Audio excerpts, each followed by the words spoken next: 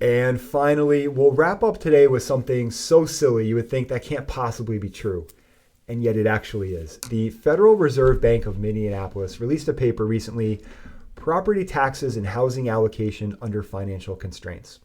The thesis of the paper is that higher property taxes actually make housing more affordable.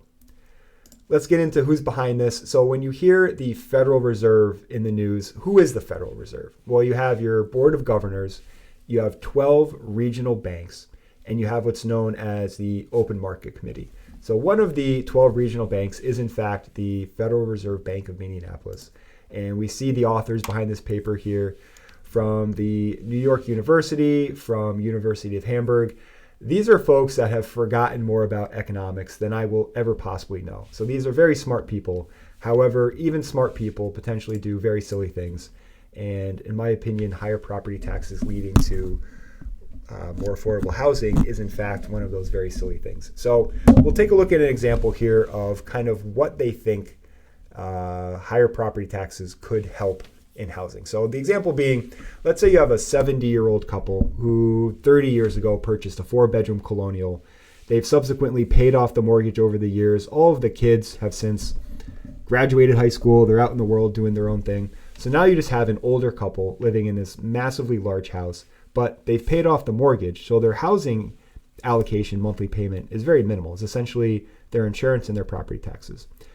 The thought behind it is, well, if we were to raise property taxes to something more substantial, it creates a disincentive for situations like this, where you have people that have more housing than what they actually need.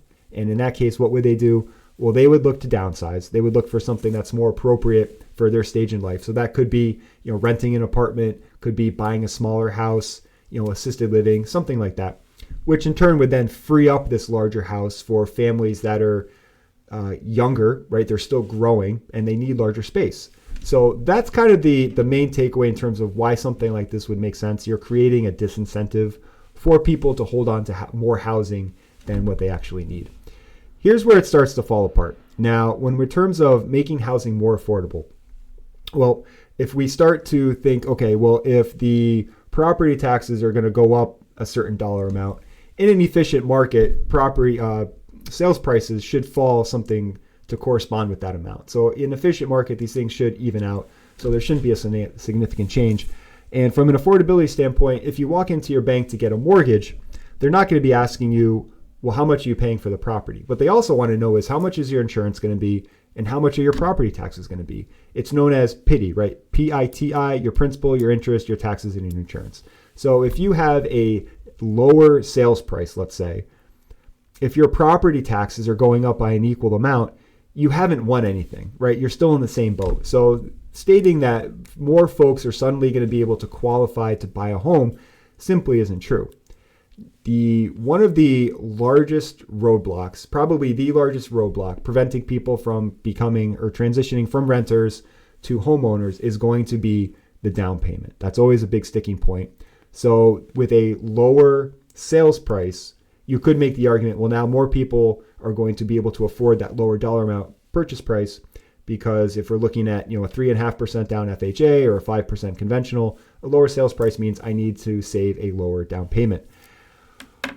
Something to keep in mind is whether you live in New York State or basically any other state in the United States, there are programs designed for first-time home buyers. These are grant funds, which are basically forgiven loans. So the qualifications for something like that are basically lower to middle income folks.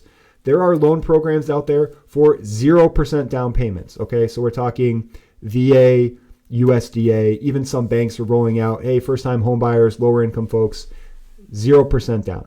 So the argument that, well, this is going to help people because people are having a hard time saving for down payments, it's just not a reality. There is so much money out there in terms of grant programs as well as loan programs designed for people that are having a hard time saving for a down payment. So decreasing the sales price is not suddenly going to make housing more affordable for people because there are just so many more options out there. Where this gets really evil, however, is if this were implicated on a large scale, let's say, there would never have been a larger transfer of wealth from private individuals to government, certainly in my lifetime, and I can't imagine anything else that's come close to this. So we would be suppressing purchase prices, home values, right? Values are suddenly coming down just so we can increase property taxes. So that's more money to the government. But now all of us who are homeowners, who for a vast majority of people, a large section of their net worth is going to be in their primary residence, in their home. And the moment you start pushing those prices down, you are transferring all of that wealth from families, from folks like you, folks like me. And where are we pushing it? We're pushing it to the government.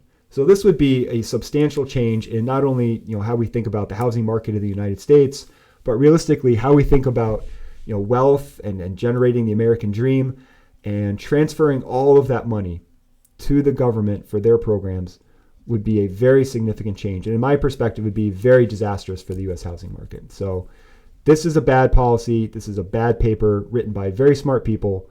But if you ever see something like this is the type of stuff we need to go after. We need to have conversations.